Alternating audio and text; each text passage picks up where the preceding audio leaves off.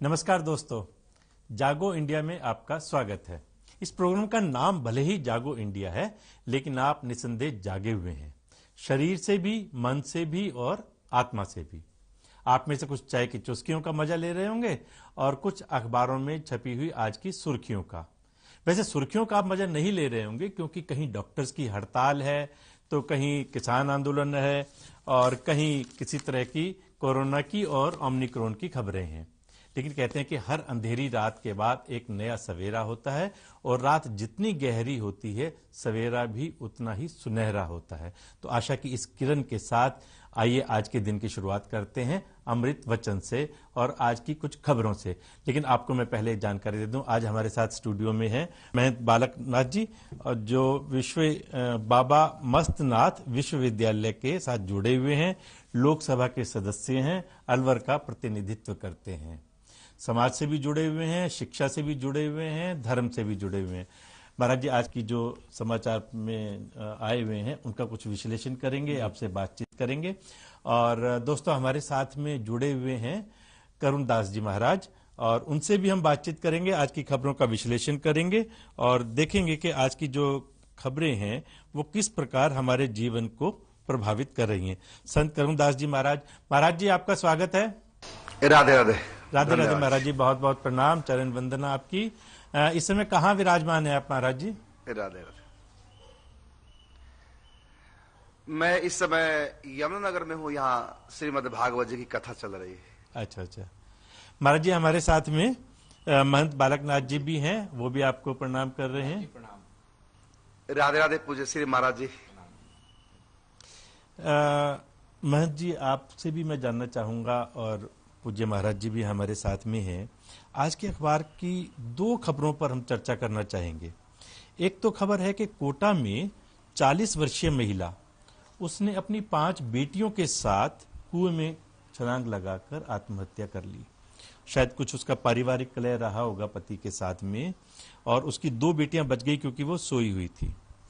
और एक दूसरे पन्ने पर एक और खबर है महाराज जी इस अखबार में, इसमें है कि भोपाल में एक 47 वर्षीय ऑटो पार्ट्स डीलर, उसने 3 लाख रुपए का कर्जा कहीं से लिया हुआ था। हालांकि वो 1.5-2 करोड़ के उसके कुछ प्लॉट वगैरह भी हैं, आर्थिक दृष्टि से बहुत कमजोर नहीं है वो व्यक्ति। और उस 47 वर्षीय ऑटो पार्ट्स डीलर ने अपनी 67 वर्षीय माँ, पत्नी और 2 बेटियां, इन 5 लोगों ने आत्महत्या कर ली, और एक नोट छोड़ करके गए हैं कि हम बुजदिल नहीं हैं, असहाय हैं। जो गवर्नमेंट का सर्वे है महाराज जी, वो ये कहते हैं कि 39% गांव के लोग और करीब करीब 23% लोग जो शहरों में रहते हैं, वो कहीं ना कहीं कर्जदार होते हैं, चाहे वो प्राइवेट लैंडिंग होती है, चाहे बैंकों से होती है। और जब वो नहीं चुका पाते हैं तो वो आत्महत्या करने को मजबूर हो जाते हैं।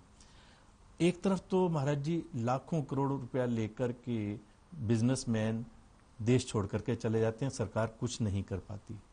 दूसरी तरफ हमारे गरीब भाई बहन, जो कि केवल कुछ हजार, कुछ लाख रुपए लेते हैं अपनी खेती बाड़ी के लिए, अपने छोटे मोटे बिजनेस के लिए, और वो ना चुका पाने के कारण से आत्महत्या करने को मजबूर हो जाते हैं।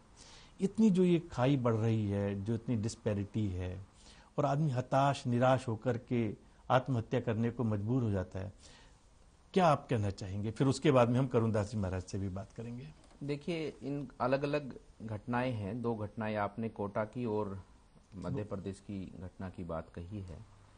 दोनों ही घटनाएं अलग हैं, मैं मानता हूं इस रूप में, क्योंकि कहीं जगह पर होता है कि शासन की व्यवस्थाएं ऐसी होती हैं कि जिसमें जिसको दुख है, जिसको पीड़ा है, उसकी शासन की व्यवस्थाओं को उसने देखा है। वर्तमान में जिस प्रकार की व्यवस्थाएं उस राज्य के अंदर चल रही हैं, उन व्यवस्थाओं को वो जानता है, और उसको पता है कि अगर वो थानेदार के पास जाएगा, पुलिस स्टेशन जाएगा, तो वहां उसकी बात की सुनवाई नहीं होनी, और कहीं ना कहीं उसकी बात की सुनवाई न होकर वो और दुखी होगा और प्रताड़ित होगा। तो इसलिए वो ऐसे कदम उठाने का प्रयास करते हैं। जिस महिला की आपने राजस्थान में कोटा की बात की है, मैं उसमें इतना ही कहना चाहूंगा कि राजस्थान की वर्तमान जो सरकार है, उस सरकार को लगभग 3 वर्ष राजस्थान में हो चुके हैं, और जब से ये सरकार बनी है तब से ये सरकार ही मतलब कि इस सरकार की व्यवस्था जिस प्रकार से जब से चल रही है निरंतर, क्योंकि सरकार अल्पमत की सरकार एक तरह से बहुत ही कम मार्जिन से और विधायकों को खुश रखकर, विधायकों की मनमानी को सहकर ये सरकार चल रही है। ये महाराज जी आप राजनीति की बात पर आ गए, क्योंकि आप भारतीय जनता पार्टी को रिप्रेजेंट करते हैं और वहां कांग्रेस की सरकार है। आपने जिस बात को आपने रखा, मैं उसी बात पर आऊंगा। तो व्यवस्था के अनुसार भी व्यक्ति उस समय पर जो उसके सामने परिस्थिति है, जो व्यवस्था है, अगर व्यवस्था पारदर्शी है, व्यवस्था में उसको न्याय मिलने का, जिस प्रकार से और राज्यों की बात करेंगे, यूपी की बात करेंगे, आज वहां पर न्याय जो है कि जनता को न्याय मिलता है, तो व्यक्ति जो है कि नागरिक जो है कि वो निर्भीक होकर न्यायालय पे या पुलिस स्टेशन पे पहुंचता है। लेकिन जहां उसको पता कि वातावरण इस प्रकार का हो चुका है, तो कहीं ना कहीं मुझे लगता है कि इसमें न्यायपालिका और कानून व्यवस्था भी इसमें जिम्मेवार है। कानून व्यवस्था जिम्मेदार है, वहां की सरकार जिम्मेदार है। राजस्थान में आपने सरकार के ऊपर डाल दिया, लेकिन दूसरी घटना हमारी मध्य प्रदेश की है, हम उस पर भी चर्चा करेंगे। एक बार करुण दास जी के पास चलते हैं, महाराज जी से पूछते हैं महाराज जी का क्या कहना है कि व्यक्ति क्यों इतनी जल्दी हताश और निराश हो जाता है, क्यों वो आत्महत्या जैसा कायरतापूर्ण रास्ता अपनाना उसको पड़ जाता है। महाराज जी क्या कहना चाहेंगे आप? जी, सबसे पहले तो राकेश गुप्ता जी, मैं बहुत बहुत धन्यवाद देना चाहूंगा इस कार्यक्रम के लिए। टीवी चैनल के माध्यम से आपकी बहुत अच्छी शुरुआत है, इसके लिए बहुत बहुत साधुवाद।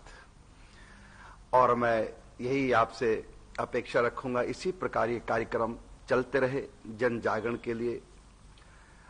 और जैसा कि आपने प्रश्न किया है कि आत्महत्या का विचार क्यों आ जाता है, क्यों मानव इतना हताश निराश हो जाता है। देखिए, कहा कि मानुष तन गुण ज्ञान निधाना। मनुष्य का जो जन्म है वो हमको 84 लाख योनियों से अलग करता है इस बात में कि हम विवेकी हैं, समझदार हैं, बुद्धि मानव के पास ज्ञान है। तो जब हम ज्ञान का आश्रय, विवेक का आश्रय ना लेकर के वर्तमान की परिस्थितियों में अपने आप को इतना उलझा देते हैं, हमको लगता है कि बस अब हमको जीने का अधिकार ही नहीं रहा, किस प्रकार हम जिएंगे। लेकिन हम ये भूल जाते हैं कि सब दिन होत न एक समान। ये बात सच है कि व्यक्ति कितनी भी प्रतिकूल परिस्थितियों से क्यों न घिर जाए, सदा परिस्थितियां एक समान नहीं रहती। ये परिवर्तन संसार का नियम है, कोई भी परिस्थिति एक जैसी नहीं रहती। और फिर हम एक बात का ध्यान दें कि परमात्मा कर्मों के अनुसार जब भी कोई दंड का विधान करते हैं तो इतना अधिक दंड किसी को भी नहीं देते कि जो सह ना पाए। जैसे मां अपने बच्चे की कितनी भी बड़ी गलती क्यों ना हो उसको सजा देती है, डांटती है, फटकारती है, कई बार हाथ भी उठाती है, लेकिन कभी भी मां इतना बड़ा दंड नहीं दे सकती बच्चों को जो सह ना सके। तो सबसे पहले जिनके मन में आत्महत्या का विचार आ जाता है कि अब हमको जीना नहीं है, तो उनको इस बात पर अच्छी प्रकार से विचार करना चाहिए कि परमात्मा के विधान से जो भी इस समय हमारे लिए परिस्थिति आई है, हमारे कर्मों के अनुसार परमात्मा कभी भी किसी को इतना दंड नहीं देते कि वो जो सह ना सके। हमको सहन करना चाहिए और इस बात का ध्यान रखना चाहिए कि हम अकेले नहीं हैं, हमारे साथ और भी जुड़े हैं, हमको सबका ध्यान रखना चाहिए। रही बात प्रतिकूल परिस्थितियों की, इस बात पर हमको अच्छी प्रकार से विचार करना चाहिए, जूझना चाहिए। और ऐसी कौन सी गांठ है जिसको मानव खोल नहीं सकता, और सब दिन होत न एक समान, इस सूत्र को याद रखना चाहिए। परिस्थितियां अपने आप ही बदलती हैं और हम भी अपनी समझदारी से, विवेक से इन परिस्थितियों को में बदलाव ला सकते हैं।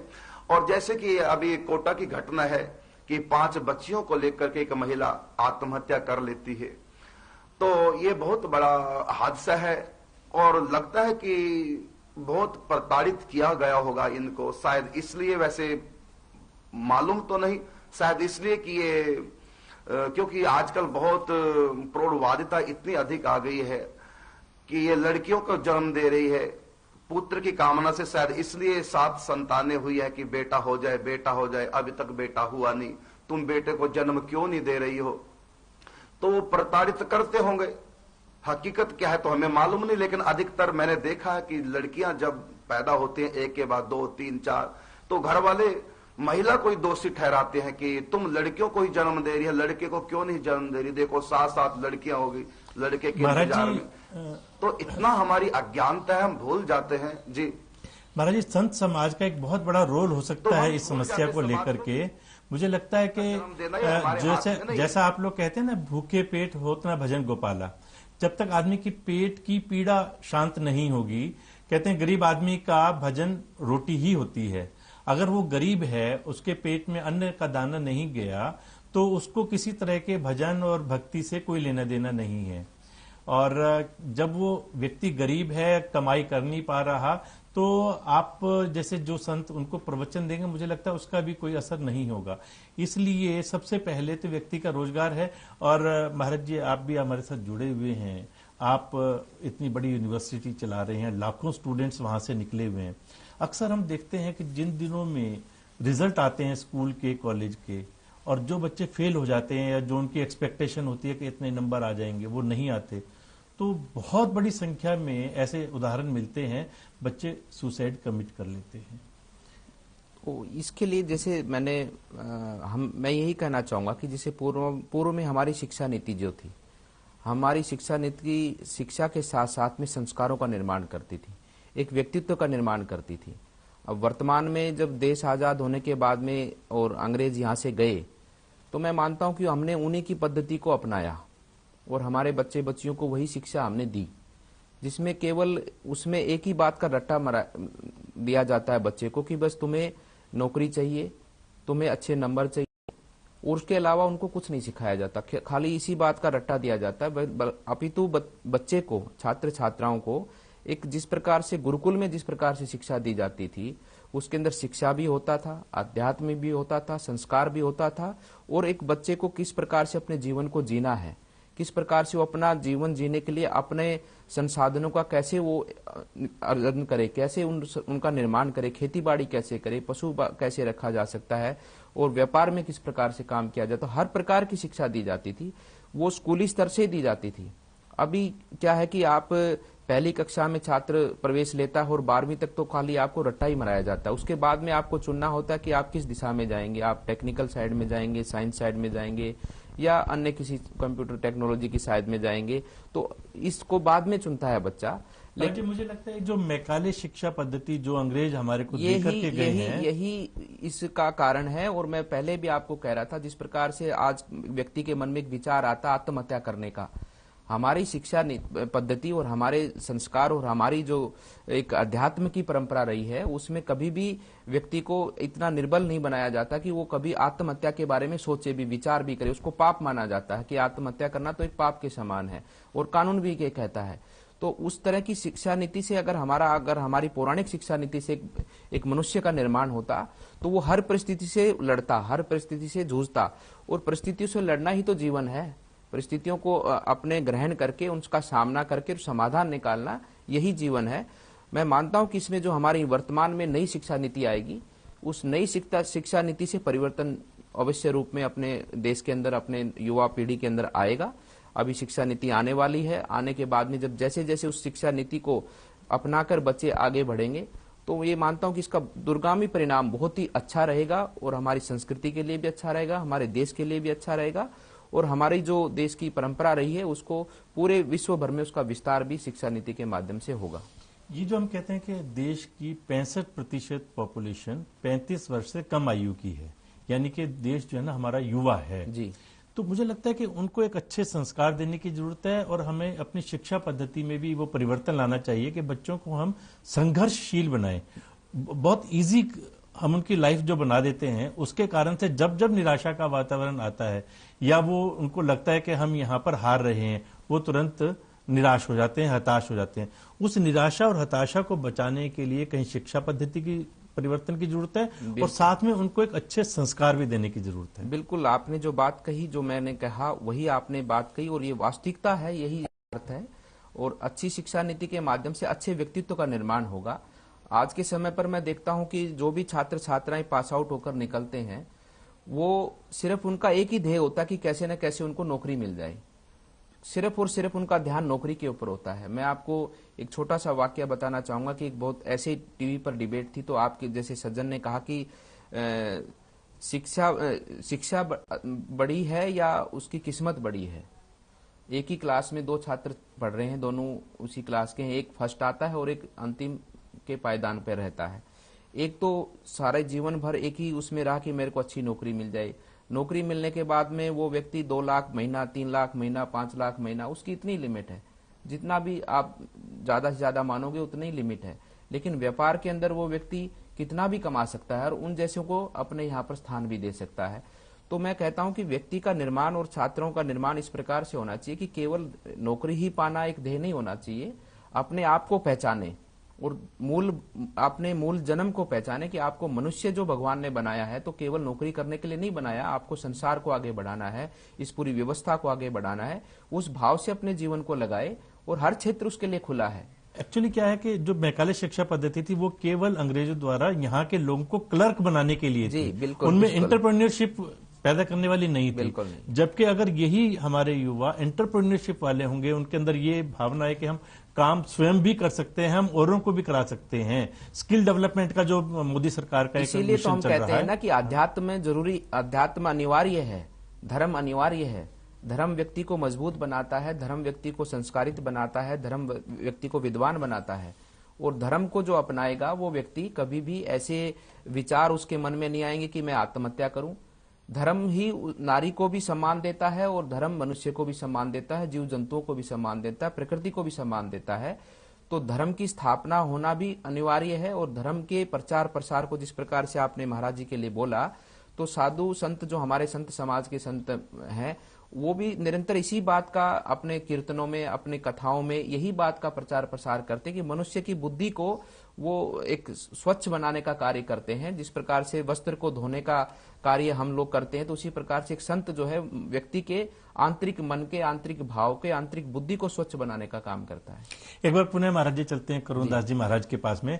महाराज जी, आपसे बहुत अच्छी हमें शिक्षा मिलती है, बहुत अच्छा आप लोगों का मार्गदर्शन करते हैं और लाखों आपके देश भर में भक्त भी हैं जो आपके द्वारा बहुत अच्छे संस्कार ग्रहण करते हैं। महाराज जी, यूपी शिया सेंट्रल वक्फ बोर्ड से जुड़े हुए वसीम रिजवी, उन्होंने अपना नाम बदल के जितेंद्र नारायण सिंह त्यागी कर लिया है और उन्होंने अपना धर्म परिवर्तन किया, मुस्लिम इस्लाम से दोबारा हिंदू हो गए। हम तो कहेंगे शुद्धिकरण किया है, क्योंकि हम ये मानते हैं कि बाबर के आने से पहले पूरा देश हिंदुओं का था और उसके आने के बाद में लोगों ने अपना, किसी ने तलवार के कारण से और किसी ने डर भय के कारण से या धन के लालच के कारण से अपना धर्म परिवर्तन किया और मुसलमान हो गए।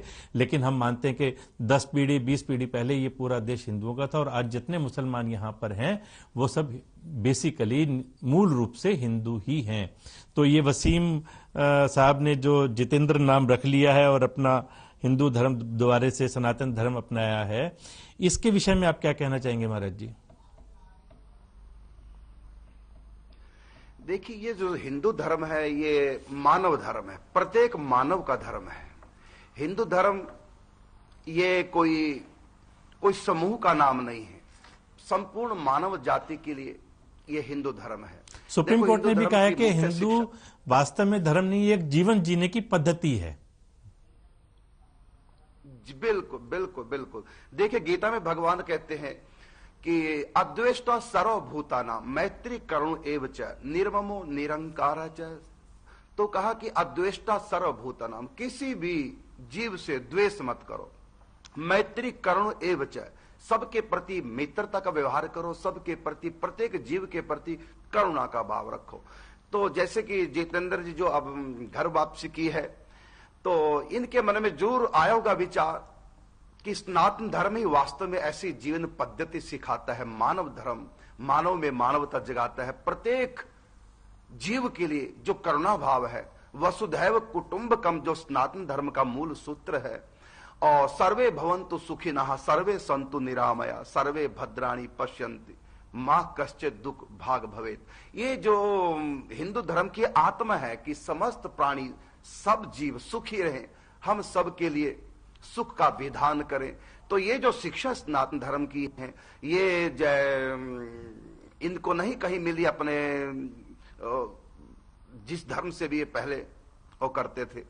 लेकिन इन्होंने जब सनातन धर्म की स्टडी की है तो अवश्य इनके मन में आया होगा कि जो बात सनातन धर्म में है वो मुझको मुस्लिम धर्म में और इनके ग्रंथों में और इनके मौलवियों से मुझको वो शिक्षा नहीं मिली। ये मानव जाति, संपूर्ण मानव जाति के लिए ये धर्म है। और धार्य इति धर्म, वही धर्म है जिसको धारण करे। और मैं कहना चाहूंगा कि जो सनातन धर्म है ये कोई पंथ नहीं है, ये कोई मजहब नहीं है, ये कोई मत नहीं किसी का, ये सनातन है, ये परमात्मा के द्वारा संचालित है। जब सृष्टि नहीं थी तब भी धर्म था, भगवान के हृदय से धर्म प्रकट होता है। और इस धर्म को इस धरा पे कौन लाए? तो परमात्मा ने मानव सृष्टि से पहले संतों की सृष्टि की है, जैसे मरीचि ऋषि, अत्रि ऋषि, अंगर ऋषि, पुलह ऋषि, पुलस्त ऋषि, क्रतु ऋषि, भृगुश्री ऋषि, वशिष्ठ जी, देवर्षि नारद जी, सनकादिक, इन महर्षियों की पहले जन्म दिया, इनको अपने मन के संकल्प से प्रकट किया और उसके बाद फिर मनुष्य रूपा फिर मानव की सृष्टि प्रारंभ होती है। इन संतों ने तपस्या करके उस ज्ञान को अर्जन किया,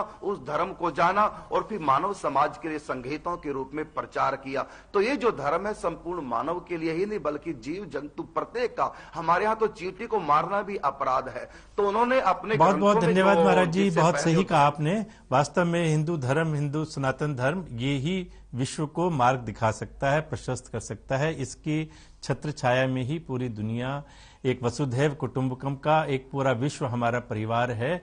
इस भावना को लेकर के हम विश्व में शांति ला सकते हैं। आप हमारे साथ जुड़े महाराज जी, आपका बहुत बहुत धन्यवाद। दोस्तों, अभी सर्दियां शुरू हो गई हैं, कोरोना भी है, प्रदूषण भी है। इससे हम कैसे बच सकते हैं, इसके लिए हमारे साथ जुड़ रहे हैं डॉक्टर अनिल बंसल। इनसे हम जुड़ेंगे, लेकिन पहले एक लेते हैं छोटा सा ब्रेक।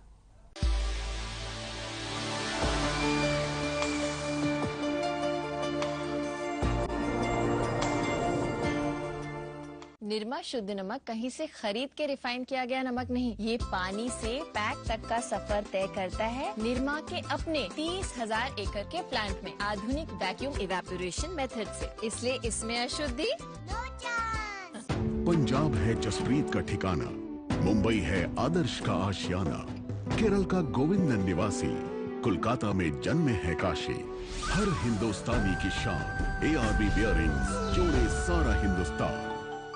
निरमा शुद्ध नमक कहीं से खरीद के रिफाइन किया गया नमक नहीं, ये पानी से पैक तक का सफर तय करता है निरमा के अपने 30,000 एकड़ के प्लांट में आधुनिक वैक्यूम इवेपोरेशन मेथड से। इसलिए इसमें अशुद्धि एक्शन टेसा बॉयलो BWP बोर्ड खाते ही हमारे दांत गए टूट, हमारी तो फौजों के प्राण गए छूट। डालो उबलता पानी, कर दो नीस्त नाबूद। Termite proof, border proof, fire retardant, extra tough and for the first time in the world, boiling waterproof. Action Tesa Boilo, सबसे मजबूत।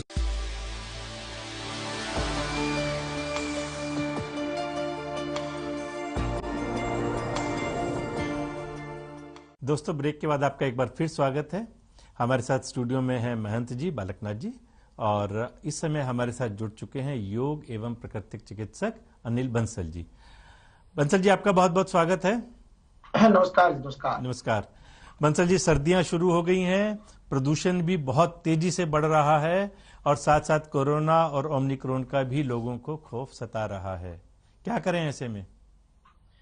देखो, इस टाइम में तो क्या है कि ओमिक्रॉन भी हो गया, सर्दी होगी। सर्दी जब पड़ती है तो क्या होता है, सूर्य निकलता नहीं है। सूर्य नहीं निकलेगा तो फिर क्या होता है, ऑक्सीजन की कमी पूरे उसमें होने लग जाती है।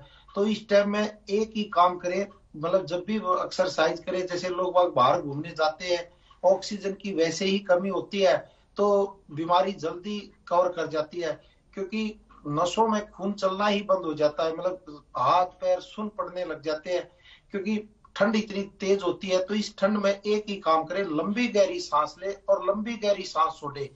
ऐसे लगे जैसे 1 मिनट तक सांस ले रहे हैं और 1 मिनट तक छोड़ रहे हैं।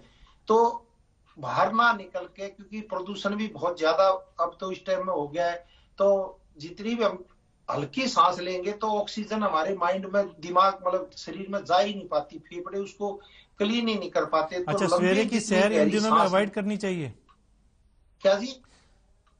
सुबह की सैर जो है आपके हिसाब से इन दिनों में अवॉइड करनी चाहिए, नहीं जाना चाहिए मॉर्निंग वॉक के लिए? सर्दी में कम जाना चाहिए, क्योंकि एक्चुअल में क्या होता है, सर्दी इतनी होती है, शरीर और खून जम जाता है। जब बाहर खून ही जम जाएगा तो बड़ी परेशानी आ जाएगी। तो गर्मी, क्योंकि शरीर को तो हीट चाहिए, गर्मी चाहिए, और गर्मी मतलब ऑक्सीजन से मिलेगी, क्योंकि ऑक्सीजन ही सब चीजों को, बीमारियों को जलाती है। तो इतनी ऑक्सीजन हमें मिल नहीं पाती। आदमी चलता है थोड़ी देर में फिर थक जाता है, फिर ऊपर से मौसम ऑक्सीजन की बहुत ही कमी होती है, क्योंकि जब तक सूर्य नहीं निकलेगा तब तक बात नहीं बनेगी। सूर्य निकलने के बाद ही ऑक्सीजन की मात्रा भरपूर हो पाती है। तो फिर इसमें यही करे कि घर पे ही रहे, लंबी गहरी सांस ले, क्योंकि प्रदूषण इतना तेज है कि बाहर जाएंगे तो फिर वही सांस लेनी पड़ेगी, तो फिर और बीमारी पड़ेगी, क्योंकि प्रदूषण का लेवल अब तो क्योंकि चेक होने लग गया है, बहुत ज्यादा है। तो इसमें इस टाइम में तो बाहर निकलना वैसे भी खतरनाक है, और सुबह के टाइम में तो बहुत ज्यादा, या सूर्य निकलने के बाद अगर निकलेंगे तो थोड़ा लाभ और ज्यादा हो सकता है। अनिल जी, महंत बालकनाथ जी भी हमारे साथ में हैं, और बाबा मस्तनाथ विश्वविद्यालय है, 90 वर्ष पुराना विश्वविद्यालय है, और इनका मठ जो है वो 8वीं शताब्दी का मठ है, और हजारों लाखों की संख्या में विद्यार्थी इनके यहाँ से निकलते हैं और राष्ट्र निर्माण के कार्य में लगते हैं। महंत जी भी आपसे कुछ बात करना चाहते हैं। नमस्कार डॉक्टर साहब। प्रणाम सर। डॉक्टर साहब, आपने जो बात रखी तो उस बात से मैं कुछ हद तक तो सहमत हूँ, लेकिन क्या है कि जिस प्रकार से देखो, मनुष्य जब तक अपने शरीर का व्यायाम नहीं करेगा, वो खुले वातावरण में, एक हरे भरे वातावरण में जाकर सैर नहीं करेगा, जिस प्रकार का दूषित वातावरण है, हमें उसके समाधान की आवश्यकता है कि हम मिलकर उसका समाधान करें कि ऐसा जैसा वातावरण आज निर्मित हो चुका है हमारे चारों ओर, उसके बनाने वाले भी हम सभी हैं। तो हम कैसे उसको स्वच्छ बना सकते हैं, कैसे हम बिना किसी इस तरह की बीमारियों के भय के हम खुले इस वातावरण में घूम सकते हैं, सैर कर सकते हैं, योगा अभ्यास कर सकते हैं, तो उसके लिए हमें चिंता करने की आवश्यकता है, और हमें अधिक से अधिक वृक्षारोपण की तरफ ध्यान देना होगा, हमारे खान पान पर ध्यान देना होगा, क्योंकि शरीर को मुख्य रूप से हमारा खान पान ही उसको सही मायने में रखता है। और जिस प्रकार में आज के समय के खान पान है, उन खान पानों में हम सब ने एक तरह से कहते हैं ना, कॉम्प्रोमाइजन किया है, अपने शरीर के साथ हमने कॉम्प्रोमाइजन किया। हमने अलग अलग तरह के व्यंजन जो है कि आज के फास्ट फूड को जो जिस प्रकार से अपनाया है, तो हमारी जो विल पावर है वो कमजोर हो गई। विल पावर कमजोर होने के कारण क्या है कि हमारे पर जो बीमारियां हैं या जो हमारे दूषित शुक्राणु जो हमको बीमार करते हैं, वो हम पर हावी हो जाते हैं और हम कमजोर हो जाते हैं।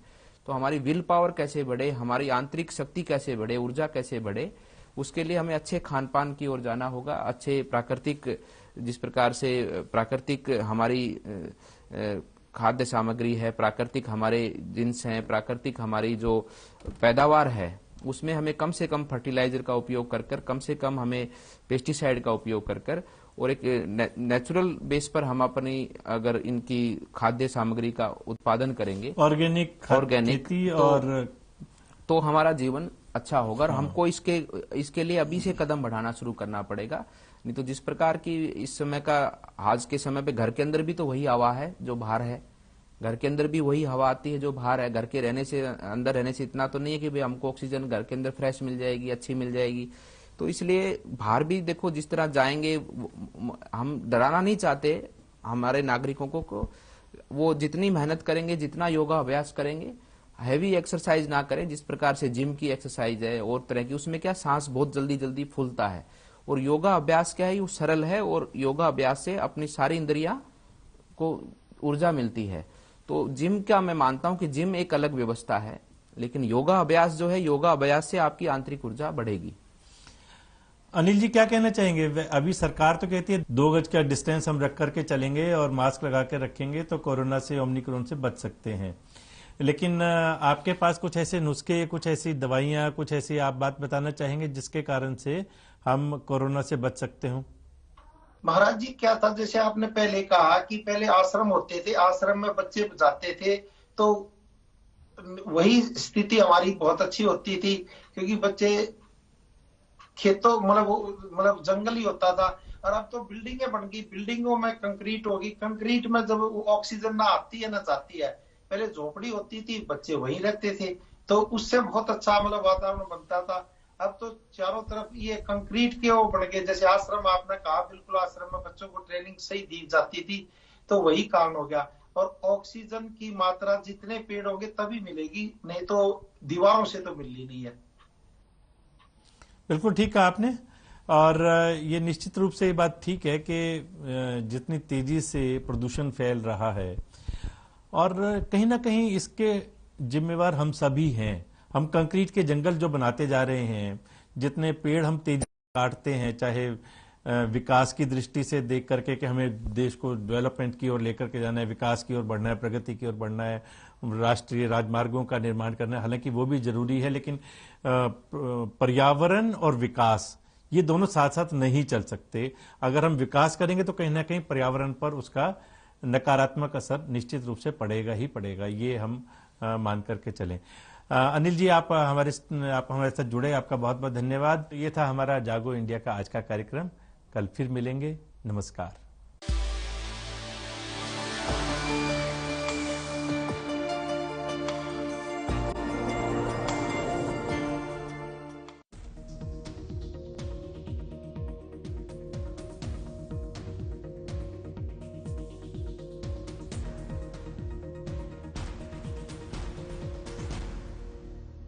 स्कूटर की निकली सवारी